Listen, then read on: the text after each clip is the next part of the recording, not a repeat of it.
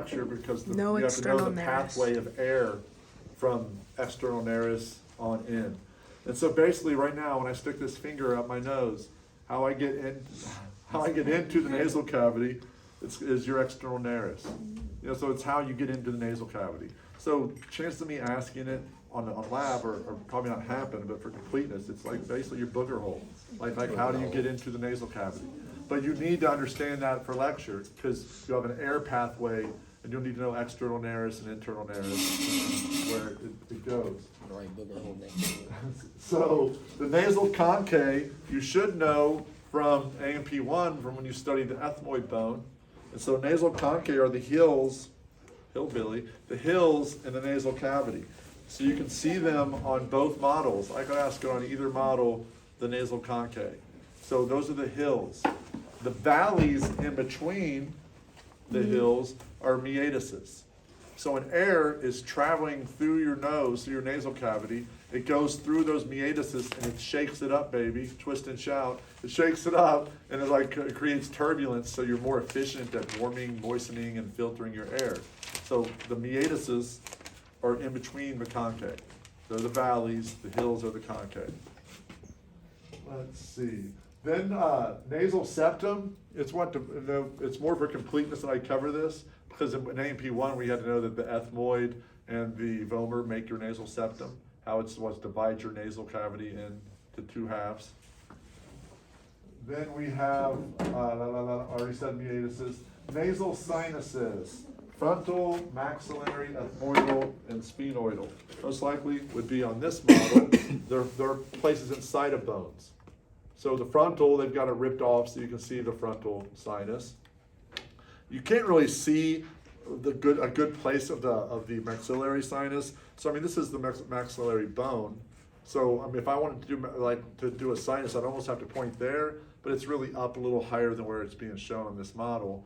And then ethmoid is up in the front of your skull. If you remember where the crista galli is, so up here in the front, ethmoidal sinus, and then back here in the back, so they're in the same line, ethmoid to the front, sphenoid in the back.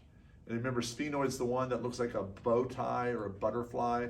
So where you're seeing is about where like the sella tursida is. So if it's in the back, sphenoid. If it's in the front, ethmoid. If it's on the outside, frontal. And we don't really have a good depiction of maxillary, but it would be that model if I do sinuses. So a pharynx is a fancy word for your throat, and this is the only model that really shows it well. So the pharynx, and you won't just write pharynx as an answer, you gotta know the three regions of the pharynx.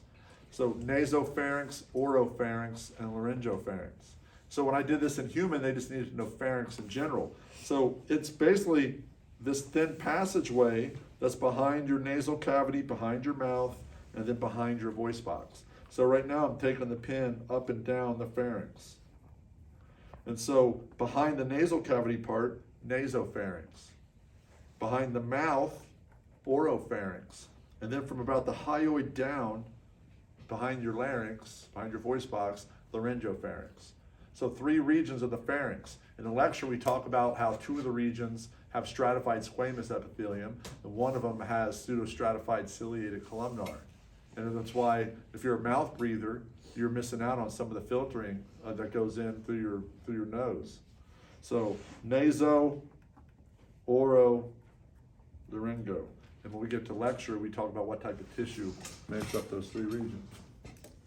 Then we get to the eustachian tube, and it's like, it's just up here, like I think it's like D. It's eustachian tube. Typically, I don't ask it because we had the eustachian tube tested on when we did what in A&P1? Ears. The ear, and we said it's connecting your ear to your pharynx to help regulate the pressure in your middle ear, protect your eardrum, your tympanic membrane. But it's in the nasopharynx region. But I don't know if I've ever asked eustachian tube on this model, because I always ask it in A&P1 on the ear model. I think I've never not asked it in A&P1. Hyoid bone, it's probably best seen, it's seen here. The top of your larynx is attached to the hyoid bone, but it's also seen pretty well at the top of this model. with hyoid bone. So it's got muscles attached to it. It's got the base of your tongue, base. It's got the top of your voice box attached to it. So that's the hyoid. Then the larynx, like you will not be answering larynx as an answer. It's about parts of larynx. And your larynx is called a cartilaginous box because it's made up of cartilage. So it's a cartilaginous box. What a great word. And so epiglottis is best seen on this model. So epi means upon. So it's this thing that's at about like a 45-degree angle, and cartilage is almost always sky blue on models. And so it's the sky blue thing here. Epi means upon. It sits upon a hole that is the glottis. So it's pretty hard for me to ask glottis because it's a damn hole. It's an empty, but the epiglottis and your vocal cords work together to like keep food and water from going down into your respiratory system, if I can speak today. So the epiglottis is like at the very top, and it can go down. When we lift up our larynx and it comes down, it can stop food and drink from going into your larynx and into your lower respiratory. And then the vocal cords, it lists true vocal cords and vestibular folds. It's too hard to really tell the difference between them on this, so it's just, if you just really know, I like to say both words up there because you have to know them in lecture. But the vocal cords are like this ridge, kind of at the top of the larynx. It's lower than the epiglottis. So the vocal cords work together with the epiglottis to keep stuff from going into your lower respiratory. The true vocal cords are like thin, and they vibrate, and that's what produces sound. And so it's like, it's kind of like, how do I do this so it doesn't look gross? We'll just go on. But there's these hills outside of the true vocal cords. The false vocal cords, also called vestibular folds, they work with like cough reflex and just keeping stuff from going down. But if you just need to know vocal cords for lab, and it's best seen, I think it's best seen on this model. Let's see. So vestibular fold, true vocal cord, you worry more about the specifics of those in lecture. Your Adam's apple, so you can see it on this model. Thyroid cartilage is your Adam's apple. It's really obvious on this model. Thyroid means shield shape. And then this dark blue under thyroid cartilage is cricoid cartilage. I don't know if it's cricoid, but that's what connects the larynx to your trachea. So it's little in the front and it's got much back. So on this model, it's a very little small bit for cricoid, and then it's like big in the back for cricoid. So that's why I say it's little in the front, but it's got much back. It's like it's easier if I want to do on the front, it's easier to mark here. Cricoid. Which one's the thyroid again on that one? It's the big giant one, your Adam's apple. So then trachea, we can see it on this model really obviously. It's rings of cartilage stacked one on top of another, and it opens in the back. We'll see that on this other model. So this is trachea, and you can feel the rings of cartilage in yourself. And then here, this is trachea. And you can see on the back of this model, you don't have the cartilage. Instead, you have a muscle that's connecting the ends of the trachea, which allows, one, for the esophagus to go into your trachea when you're swallowing food and stuff. The esophagus expands and pushes into your trachea.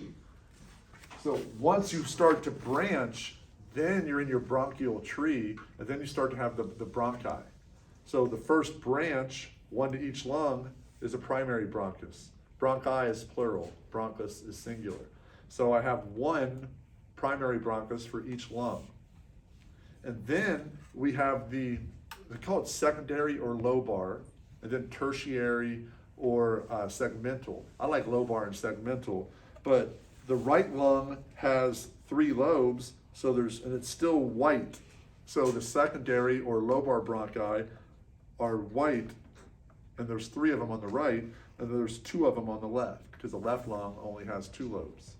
So it's like primary, secondary, tertiary, kind of like the levels of protein structure, or it's primary, lobar, and segmental, because your lung is divided up into lobes segments, and then the segments are divided up into lobules.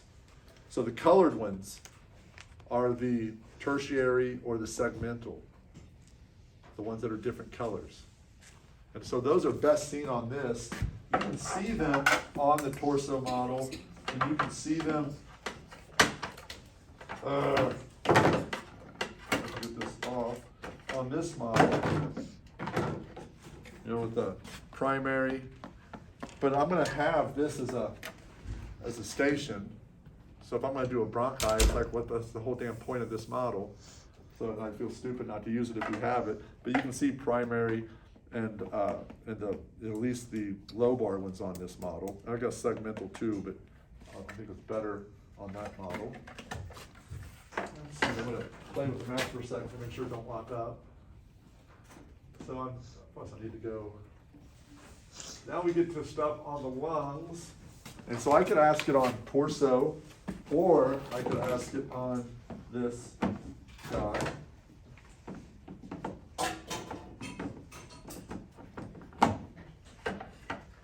So superior, middle, and inferior lobes, because the right has 3 lobes, versus just superior and inferior on the left. And so they both have oblique fissures. Oblique means coming like diagonally. So they both have oblique, and just the right one has the horizontal fissure. So 2 fissures on one side, 1 fissure on the other. The cardiac notch is on the left, and it's because the heart sits towards the left a little bit. So you have this indention right here. That's the cardiac notch. Need to go down a little bit more. I'll break something. Okay, so then where it says inspiration muscles and expiration muscles, that would be done on, not the leg. I was gonna say. That would be done on this model.